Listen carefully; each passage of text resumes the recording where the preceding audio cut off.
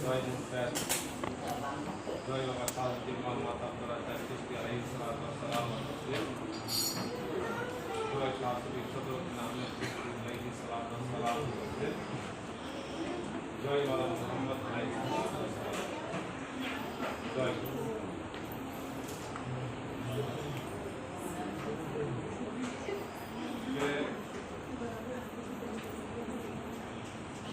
কথা অনেকেই বলছেন এবং যে প্রকৃতিগুলো নিয়ে কথাবার্তা বলছেন সত্যি এবং সুন্দর সাবলে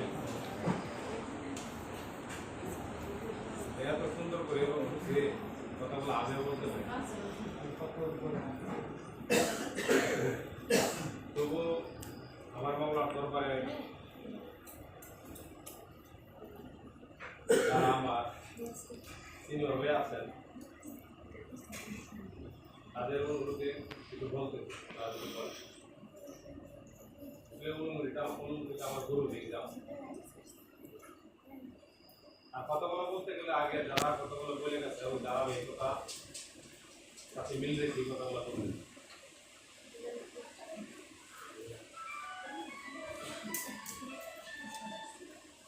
نحمده ونصلي على رسوله الكريم أما بعد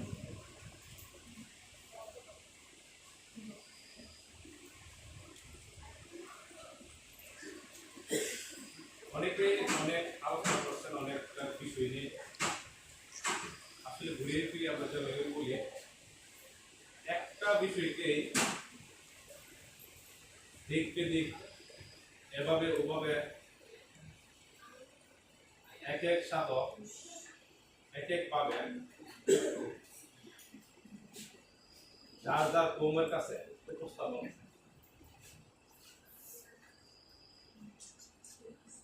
কারণ কি আমার বাড়িতে এই ব্যাপারে যে একটা পরিবেশ একটা পরিবেশ অন্য ধর্ম নাও হতে পারে তো সিচুয়েশন অনুযায়ী কথা বলতে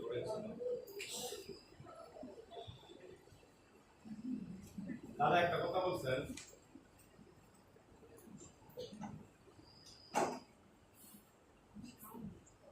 আনামিন হুসাইন হুসাইন বিন জিন্নি আমি হুসাইন হইতে এবং হুসেন আমাবো এটা তো তত্ত্ব তাত্ত্বিক বিষয় না এই বিষয়টাকে আমার বোঝালে বলতে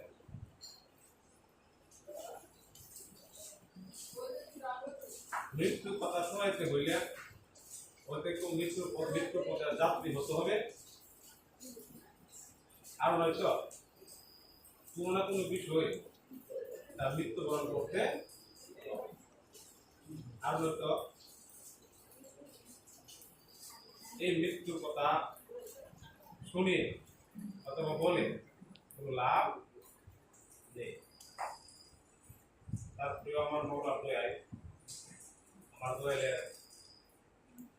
অনুকরণ যারাই করে অনেকেই আছে করে তার মধ্যে আমুক আছে আছে অনেকগুলো রুগী থাকে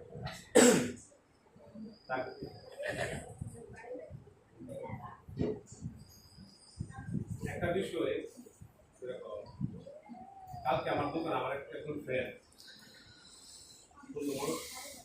যদিও উনি একজন অবিয়োজন বিশ্বাসী অবিশ্বাসী আমার সাথে দাঁড়ায় আসলে তার সাথে দোকানপাটে অথবা দোকানপাট বাদেও আমার কমের মালিকের কমের লোক ব্যতীত তার সাথে কথা বলার কোনো ইচ্ছা রাখি না একেবারে প্রয়াসই তারপরে দেখি থেকে সময় একটা ইয়াতে পড়ে যায় যখন সে ইচ্ছাকৃত ভাবে কাছে ইহুদি এবং খ্রিস্টান মুসলমান নিয়ে কথা হবে ফিলিস্তিন এবং ইসরায়েল যে যুদ্ধটা আছে অনেকদিন ধরে তো চলাকালীন না তখন ওই লোকটা বলতেছে ওরা ইহুদি এবং খ্রিস্টান যারা অন্য ধর্মাবলম্বী আছে আমাদের পর্যন্ত ধরায় সরাই যখন আগমন করছেন সরকারিরা নিয়ে তখন নাকি সকল ধর্মগুলো বাতিল। আমার ভাইকে বলতো যে যারাই অথবা নিজেই কথা যে বিষয়ে তোমার জ্ঞান পরিপূর্ণ নাই সে বিষয়ে চুপ থাকবা, সাধারণত জায়গাটা চলে যাবে কথা না বলে সবচেয়ে। তখন আমি তাদের জিজ্ঞাসা করলাম যে আমি যে আপনার সাথে কথা বলবো, আপনি কি কোরআন সম্পর্কে এবং তথাকথিত যে তত্ত্ব আছে হাদিস গুলা এই সম্পর্কে কতটুকু ধারণা আছে? আমার বলছে আমার যদি ধারণা না থাকে তাহলে আমি যাদের কাছ থেকে শিক্ষা গ্রহণ করি তাদের ধারণা তারা জানে। আমি বললাম যে স্যার তারা যদি জেনে থাকে তাহলে তাদেরকে দেখে আমার কাছে তুই ক্লিয়ার আসলে তুই জানো না তুই ক্লিয়ার শোন। আমি বললাম একটা বিষয় কি, একটা বিষয় আছে অনেকেই আছে এক ধরনের মানুষ আছে পায়ে পাড়া মানে পায়ে পাড়া এটা যোগা করে না পায়ে পাড়া তো যোগা করে না। তথাকথিত যারা বর্তমান মুসলিম আছে এই বিষয়টা এরকম পায়ে পাড়া দেওয়া যোগা করে। আমি বললাম কি হবে, আমি বললাম যে পায়ে পাড়া দেওয়া যোগা করার কারণটা কিন্তু একটু উদাহরণ এক্সাম্পল। বর্তমান যে মসজিদুল আকসা নিয়া তথাকথিত মুসলিম এবং তথাকথিত ইহুদিবাদীরা যারা আছে দুপক্ষে যে যুদ্ধটা বাদ বাইরে রাখছে, যদিও পলিটিক্যাল দিক দিয়ে জিনিসটা ভিন্ন রকম, কিন্তু ইস্যুটা মসজিদুল আকসা। এই মসজিদুল আকসা রাসূল সাল্লাল্লাহু আলাইহি সাল্লামে দেখা গেছে কি আমরা যারা নিজেকে মুসলিম দাবি করি ওই তথাকথিত মুসলিম তো রাসূল সাল্লাল্লাহু আলাইহি সাল্লামের আবির্ভাবে পরিহিত এটাই আছে।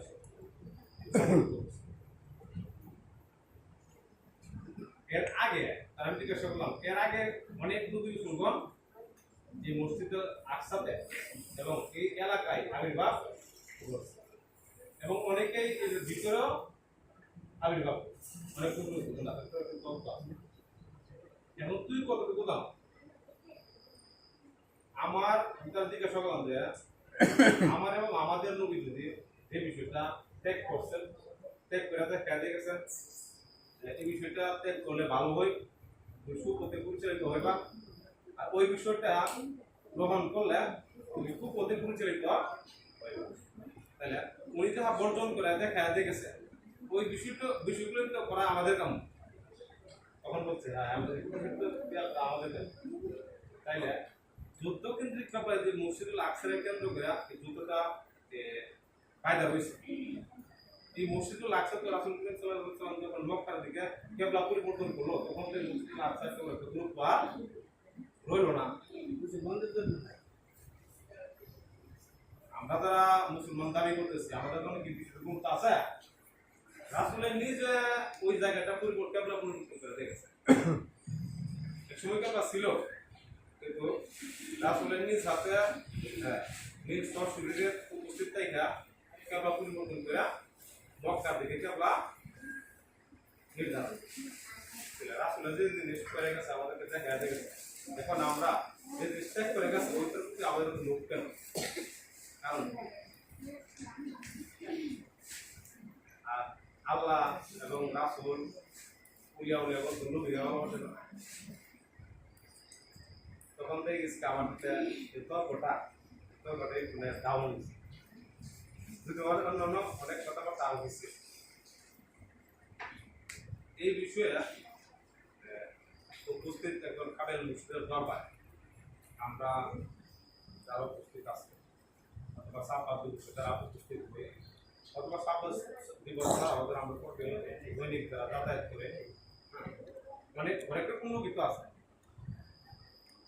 কালাম করে সূরা বাকারার 2 নম্বর বাক্যে বলছে যে নিশ্চয় তাহারাই মুক্তি।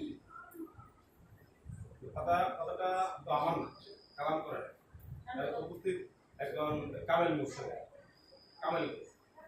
তাই বিষয়গুলো যেন যেই বা যারাই দরবারে অডিয়েন্স উপস্থাপন করবে আমরা যেন মনোযোগ সহকারে বিষয়টা অন্তপক্ষে পূর্ণ শ্রবণ করতে না পারলেও খানিকটা হইলেও শ্রবণ করার চেষ্টা করি, যদিও কারণ কি এই বিষয়টা গরুরে দান গরুরে দেওয়া, যদি অবহেলিত করি তাহলে আমি আমার নিজেকে অবহেলা করলাম।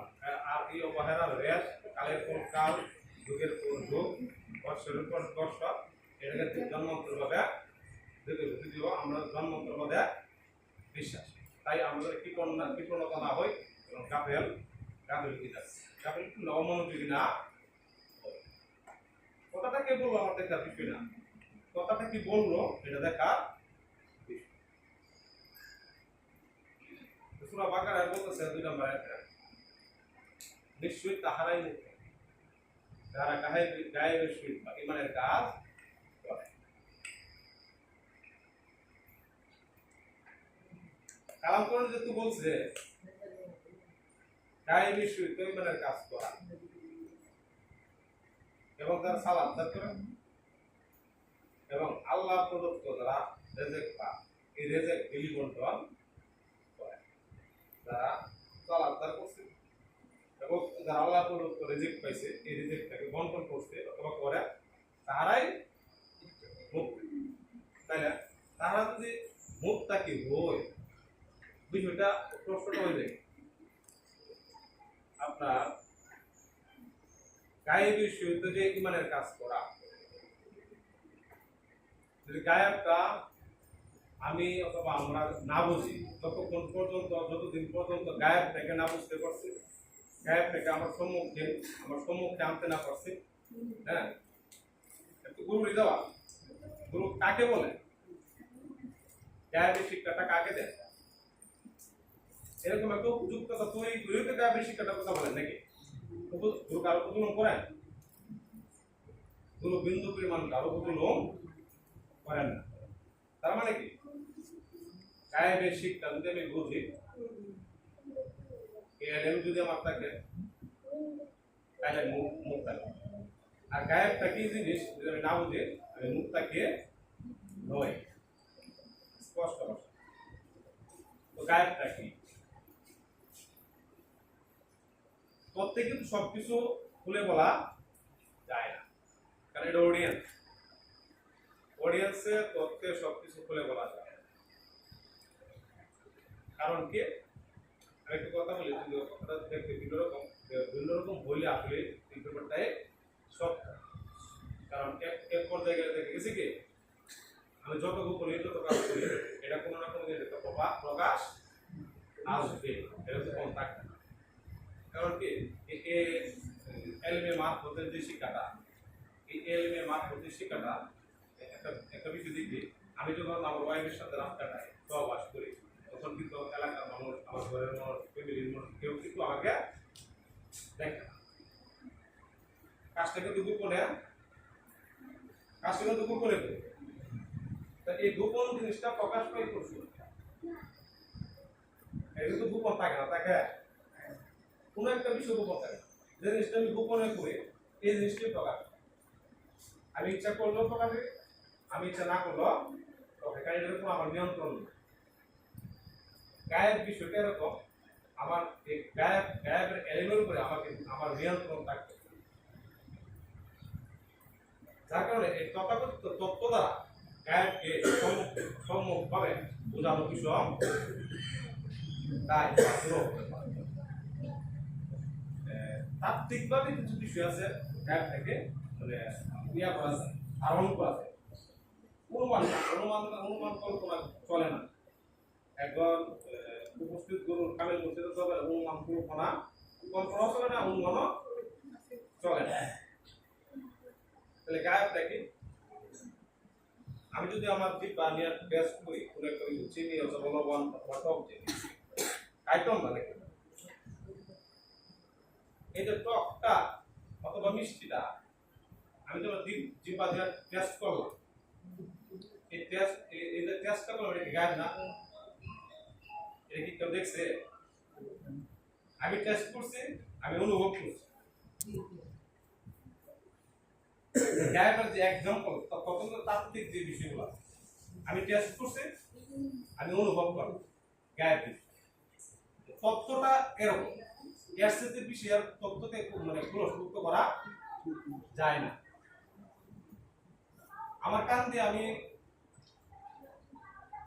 আমার গুরু শব্দ শুনলাম অথবা গুরু শব্দের বাইরে শব্দ শুনলাম, এই শব্দটা আসলো অথবা আমি শুনলাম, এই শব্দটাকে আমি দেখলাম না, ধরতেও পারলাম না, কিন্তু আমার এই আদান দ্বারা এটা শ্রবণ করলাম, শুনলাম। কিছুটিকে গায়েব না, এরকম অনেক একাধিক এই বিষয়গুলোই প্রাথমিক অবস্থায় উপস্থিত একজন মুর্শিদের কাছে গেলে এই বিষয়গুলো শিখতে। আমার তো ক্লাসটা টপকাত হবে নাকি, শিক্ষা দেওয়ার পরবর্তীতে এই বিষয়গুলা মুখ থেকে হওয়ার পরবর্তীতে তখন যাই গেছি তার একটা ক্লাস তৈরি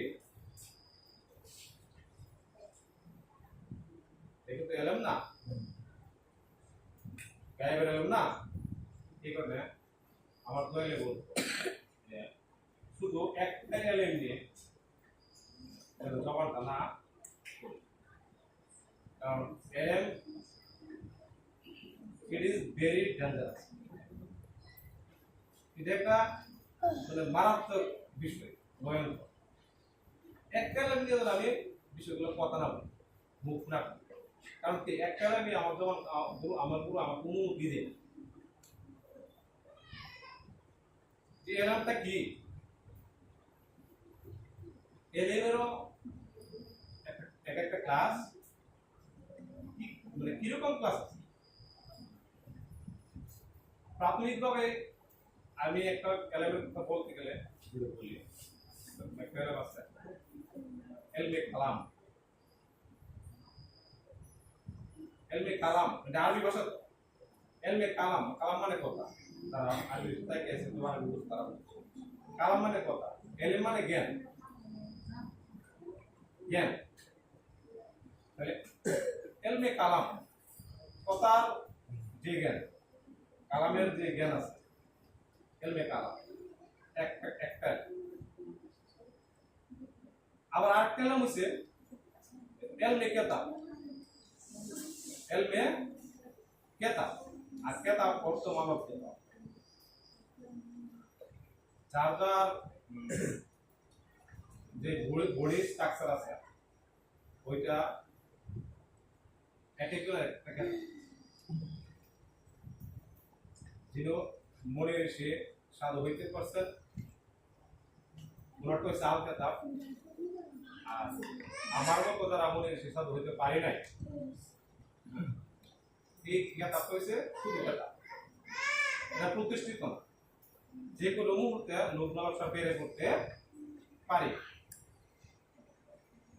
বিষয়টা শুধু আমি না, আমার মতো যারা আছে হিসাবটা নিজের মধ্যে মিলাইনি না, এরকম হয়ে গিয়ে আমি যদি প্রতিষ্ঠিত না হই, আল কেতাবের প্রতিষ্ঠিত উপনীত না নিজেকে না করতে পারি, তাইলে আমার এই কেতাব দ্বারা এই এলএম দ্বারা আমি যে কোনো মুহূর্তে নেগেটিভ দিকে চলাফেরা করতে পারি বা যাইতে পারি, এর মধ্যে কোনো ডাউট নেই, কোনো সন্দেহ। তাহলে পরবর্তী যে এলএমের স্তর দুইটা এলএম হলো নাকি, পরবর্তী যে এলএমের স্তর আছে যেটাকে বলে এলমে আল।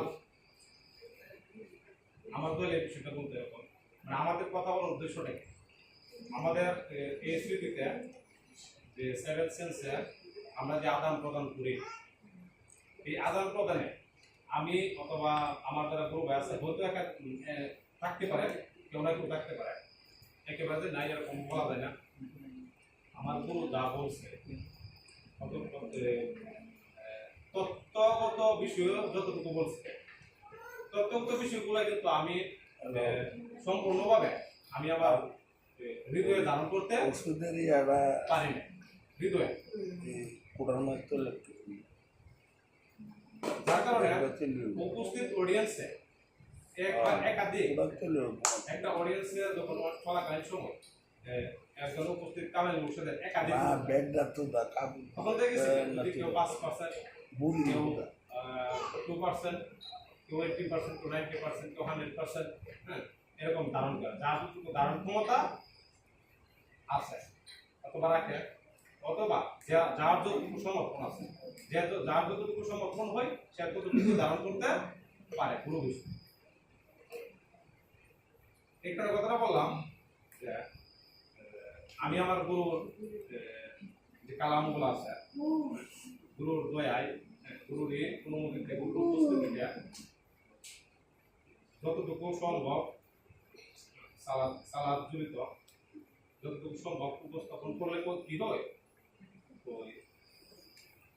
মনে না থাকা বিষয়গুলা, কালামগুলা, কথাগুলা আমার মনে পড়ে।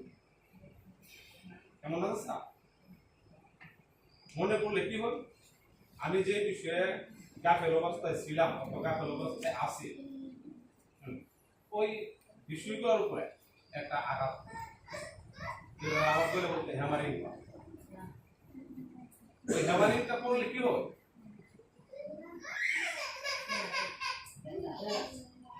ওই দামাচাপা বিষয়গুলা পুনরুজ্জীবিত হয়। যে বিষয়গুলো আমি হারাইবার করতেছি, হারাই মানে কি আমার মনে নাই, আমার সেভেন সেন্সে আমি আমার বস্তু জায়গাতে রাখছি, আমার মধ্যে গুরুকে রাখতে পারি নাই।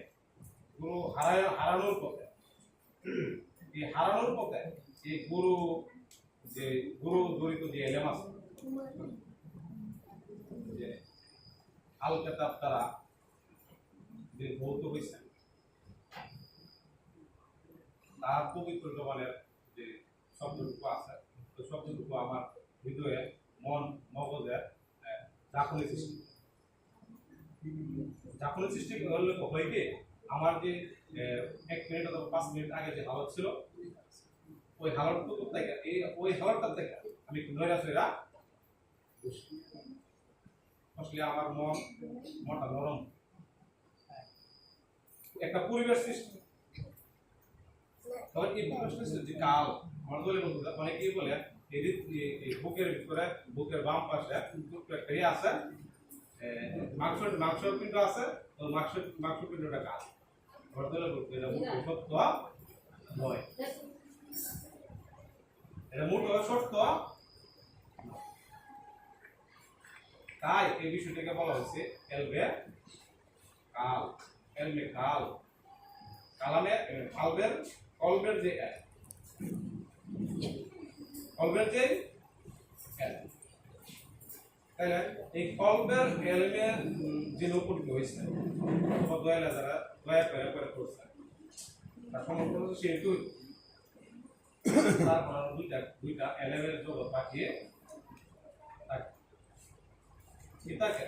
কিন্তু এই শব্দগুলা আমি এবং আমরা একাধিক মানুষই কিন্তু আমরা জানি, শব্দগুলা বুঝি, আমাদের শব্দের সাথে পরিচিত আছে, কিন্তু শব্দের সাথে পরিচিত তাকে কি শব্দ দিয়ে কিভাবে কি কর্ম করতে হবে, কর্মের সাথে আমার পরিচিত হওয়া, এই কর্মটার সাথে আমার পরিচয় করে দেওয়া উপস্থিত আমার কামেল।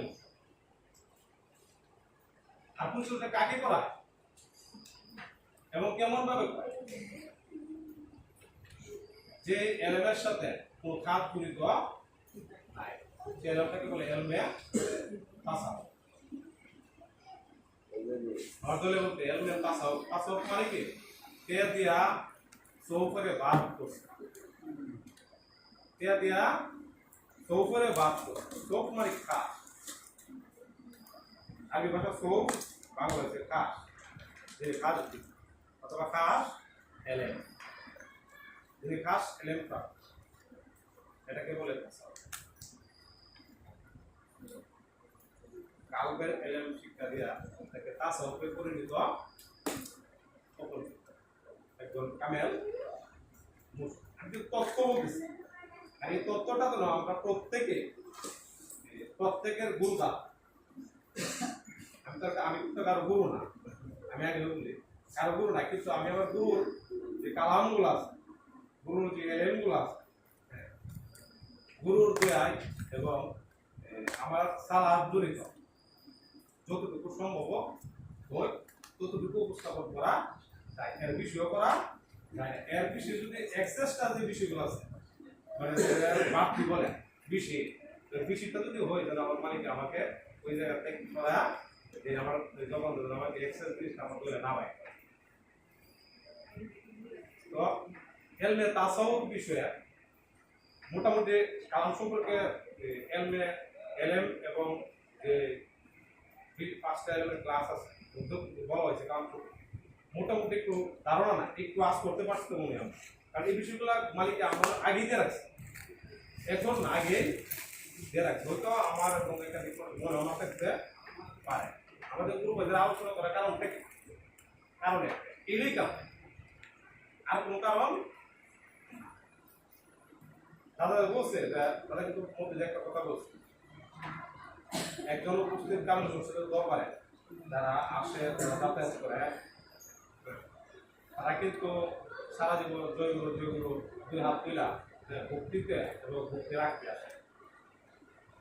আমার গোয়ালে বলতো সারা জীবন জয়গুলো যেন করতে না হয় এমন একটা পর্যায়ে আসবে, হ্যাঁ, তুমি তোমার গুরুকে আইনার রূপে গ্রহণ করে, হ্যাঁ, তোমার নিজের মধ্যে নিজের পারদ লাগাই নিজে আইনার রূপে প্রতিষ্ঠিত হয় হইলে দেখে গেছে কি গুরুর আর তোমার মধ্যে কোনো পার্থক্য থাকে না। গুরুর শিক্ষার্থীর গুরু কাউকে বন্দি করে রাখে জেলে নিয়ে, আমরা কিন্তু যখন জেলে ধরে নেয় তখন ধ্যানটা করে না, হাত করা পড়েন না, হাত করা পরে নিয়ে কিন্তু জেলে রাখে, ঠিক আছে, কিন্তু জেলে নিয়ে কিন্তু হাত করা ছাড়া দেয়, বন্দি রাখে। কারণ কি আমাদেরকে একটা ডিসিপ্লিন আমরা করবো, যে অপরাধটুকু করছে যেটা নিয়ে তার পিড়া না মারে না, ডিসিপ্লিনে আনার জন্য একটা শাস্তি দেয়, আর যদি শাস্তি দেওয়ার পর আবার খাওয়াটুকু দেয়। একজন গুরু দরবারটা এরকম, গুরু দরবার আসতে যখন নাই কাঁপে তার ফিরে আসি না কেন আর শাস্তি করে তখন দেখেছি গুরু তার মুক্তি দেওয়া লাস্ট এলমের যে লাস্ট ক্লাস আছে এলমের এই লাস্ট ক্লাস থেকে এলমের লাস্ট মুক্তির মুক্তির পুরো শুরু থেকে আরম্ভ করে শেষ পর্যন্ত মুক্তি পর্যন্ত গুরু আমার সাথে গুরু সঙ্গ নিবে, আমিও আমার গুরুর সাথে সঙ্গ নিব। তাই আমার দাদা বলোটা হুসেন আমা হইতে আমি হুসেন একজন উপস্থিত প্রতিষ্ঠিত গুরুই পারে, আরেকজন গুরু তৈরি উপস্থিত মোহাম্মদই পারে একজন হুসাইন তৈরি, আর একজন হুসাইনই পারে উপস্থিত আরেকজন মোহাম্মদ তৈরি করতে। তার কারণে দেখেছি কি হুসাইনের মধ্যে এবং বলো মোহাম্মদের মধ্যে কোনো পার্থক্য, তাহলে আমাদের কি করতে হবে?